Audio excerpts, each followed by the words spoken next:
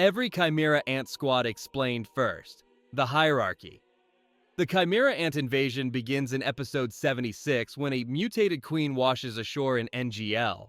Unlike normal Chimera Ants from the Dark Continent that measure 10 centimeters, this queen stands 2 meters tall. Her biological weapon, phagogenesis. Every organism she consumes passes genetic traits directly to her offspring. She eats animals. Her children gain claws, speed, venom. She eats humans. They gain intelligence, speech, nen potential. Within weeks, the colony explodes into a military empire with strict ranks. Queen at the apex, royal guards as elite commanders, squadron leaders commanding tactical units, officers handling field operations, and peons as worker soldiers. 31 to 36 squadron leaders emerge from the Queen's feeding, each commanding 4 to 5 officers, each officer overseeing 10 to 15 soldiers. The genetic lottery means every squad reflects what the Queen devoured. Condor squads patrol the skies. Aquatic squads control waterways. Predator squads hunt in packs. Second, the Royal Guards. In episode 84, the Queen births 3 beings designed for one purpose: protect the king. Pitou awakens first, a cat-like monstrosity with specialist nen. Pitou's aura erupts outward, triggering a cascading nen awakening across every soldier in the nest. Dr. Blythe materializes as a surgical puppet capable of repairing catastrophic injuries. Terpsichore turns Pitou into a combat marionette, manipulating even Pitou's own corpse for post-mortem attacks. Pitou kills Kite in episode 85 and reanimates him as a training puppet, an act that drives Gon to his breaking point 35 episodes later. Shiapoof emerges second, a butterfly humanoid and manipulator who sees himself as the Queen's ideological enforcer. Poof trains squadron leaders in Nen theory, granting them cocoon to awaken their subordinates. His Beelzebub ability splits his body into millions of cellular clones for infiltration and hypnosis. Poof's spiritual message plants suggestions through scales that drift like pollen. Where Pitou serves the king's true feelings, Poof enforces what he believes the king should be. A philosophy that leads to his subterfuge against Meruem's growing humanity. Menthuthu Yupi, the third guard, is pure loyalty without question. A fusion of magical beast genetics and human consumed by the Queen, Yupi transforms rage into raw power. Rage Blast detonates his body mass as explosive force. Rage Incarnate reshapes him into a centaur form built for combat. During the palace invasion spanning episodes 110 through 135, Yupi fights Knuckle and Shoot, demonstrating that even mindless devotion can evolve into tactical awareness. All 3 guards die after Chairman Netero's Poor Man's Rose detonates inside the palace in episode 126. The nuclear device poisons Meruem with radiation. The guards sacrifice their cells to extend his life, absorbing lethal doses themselves. They die alongside their king, each expressing loyalty in death exactly as they did in life. Third, the Squadron Leaders.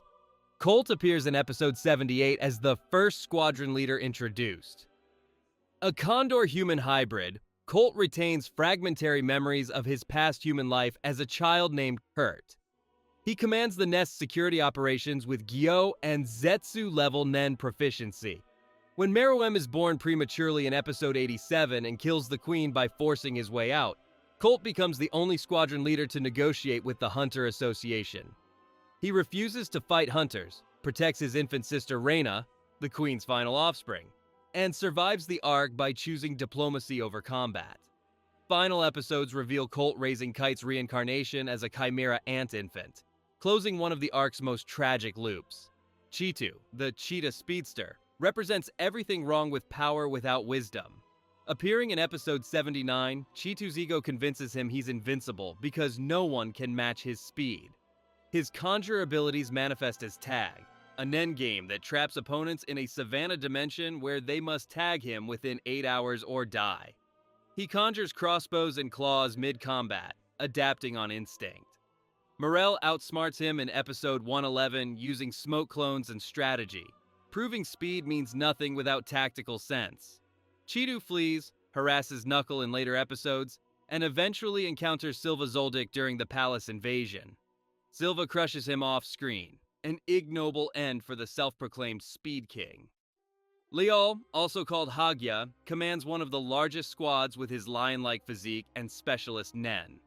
His rental pod ability lets him borrow or steal Nen techniques temporarily, making him a tactical chameleon.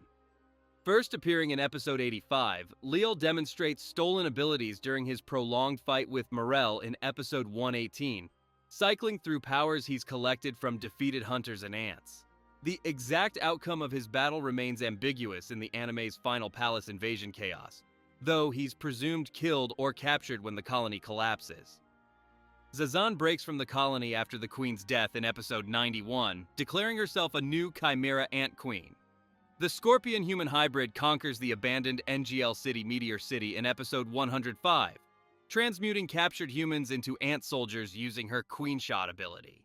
Her monster queen transformation grotesquely expands her body into an armored exoskeleton with devastating durability. Phaeton of the Phantom Troop accepts her challenge. Zazan's arrogance shatters when Phaeton unveils Rising Sun, a miniature sun fueled by the pain Zazan inflicted on him.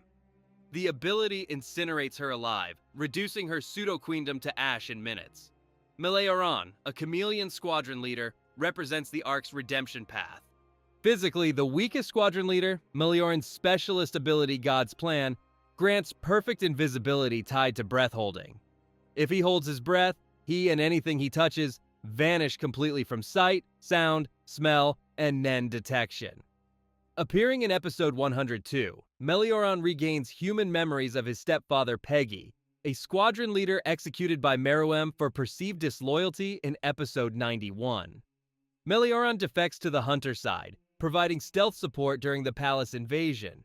His invisibility enables critical surprise attacks and extraction operations. He survives the Ark, one of the few ants granted asylum by the Hunter Association. Welfin, Bloster, Hina, and over 20 additional squadron leaders appear throughout episodes 78 through 138 in varying capacities. Many remain unnamed in canon, appearing only as visual references in nest scenes or mentioned in tactical briefings. Exact numbers fluctuate between 31 and 36 depending on source and interpretation.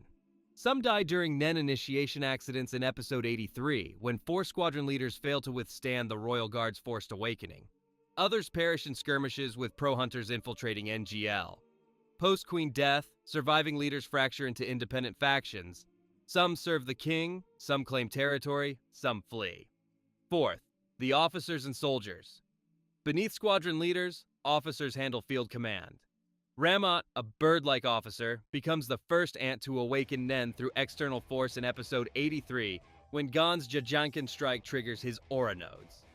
Ramot's feather blades turn his arm feathers into razor-sharp projectiles through enhancement. His rapid power growth demonstrates how Nen initiation elevates even mid-tier ants into legitimate threats. Killua eliminates him in episode 85 before he can evolve further.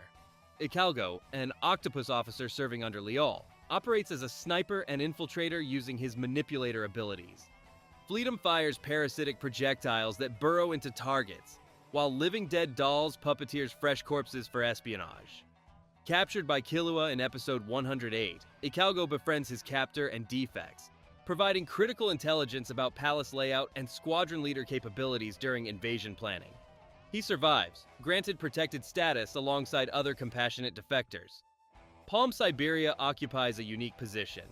A human hunter transformed into a Chimera Ant by the Queen's feeding process in episode 86, Palm retains full human consciousness while gaining ant physiology. Her enhancer abilities manifest as Wink Blue, a dual-eye surveillance system, and Black Widow, defensive hair armor. She serves as a double agent during the King's selection exam in Escorto, spying from within the ant hierarchy. Palm survives and appears in post-arc episodes, a living reminder that humanity and ant biology can coexist. Fifth, in episode 87, the Queen's body tears open. Meruem, the Chimera Ant King, forces his way out prematurely, killing his mother in the process. He emerges with overwhelming power, intelligence that surpasses humanity, and zero empathy. Within seconds of birth, he demands food. When squadron leader Peggy arrives late and questions the situation, Meruem vaporizes him with a tail strike in episode 91, his first execution, establishing absolute dominance. The royal guards instantly transfer loyalty from the dying queen to this newborn tyrant. Meruem views all life as food. Humans are livestock. Strength is the only truth. He relocates to East Gorto's palace in episode 96, initiating the selection, a nationwide culling where humans fight to the death. Survivors with potential awaken Nen and join his army. The weak are consumed. Then he meets Komugi, a blind human girl, a Gungi master, summoned to entertain the king. Meruem expects to crush her in minutes. She defeats him, again and again. Episodes 98 through 135 chronicle their matches. Komugi's humility, dedication, and pure love for Gungi chip away at his worldview. She bets her life on games. She apologizes for winning. She sees him as an opponent, not a monster. Meruem begins to change. He learns her name. He protects her from Poof's manipulation. During the palace invasion in episode 126, when Chairman Netero detonates the poor man's rose, Meruem survives the nuclear blast but absorbs lethal radiation. His royal guards sacrifice their bodies cell by cell to extend his life, dying alongside him. In episode 135, Blind and Dying, Meruem asks Komugi to stay. They play one final Gungi match. He dies holding her hand, the king who learned humanity too late.